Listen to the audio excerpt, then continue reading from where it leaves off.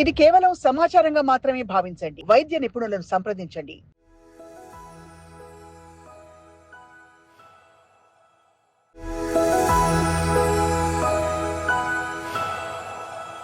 ఈ vitamin E supplements అని, ఇంకా వైటమిన్ ఈ రిచ్ ఫుడ్స్ తినమని బోల్డ్ అంటూ ఉంటారు.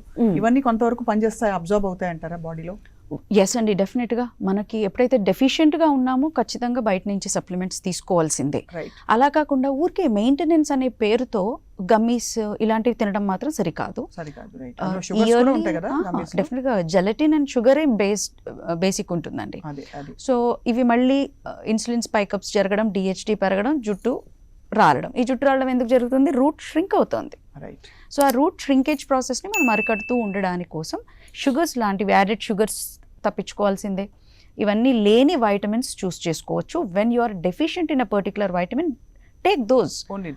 మల్టీ వైటమిన్స్ చాలా మందికి అలవాటు ఉంటుందండి. ఆ మధ్య కోవిడ్ వచ్చినప్పుడు సి వైటమిన్ ఎక్కువ తీసేసుకున్నారు, డి వైటమిన్ అసలు బ్లడ్ టెస్టులు చేయకుండానే వాడి పడేశారు. అలా కాకుండా get your thorough blood work చేయించుకొని ఏది లోటులో ఉందో దాన్ని మాత్రమే పూడ్చుదాం.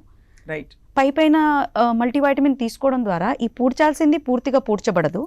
పైపైన ఏదో మాస్క్ చేస్తున్నాం, మనల్ని మనం మభ్య పెట్టుకుంటున్నాం. నేను మల్టీవైటమిన్స్ తీసుకుంటున్నానని. తీరా బ్లడ్ టెస్ట్ చేస్తే ఐరన్ డెఫిషియన్సీలు, డి వైటమిన్ టాక్సిసిటీలు ఎక్కువగా అయిపోవడాలు లాంటివి కూడా ఉంటూ ఉంటాయి.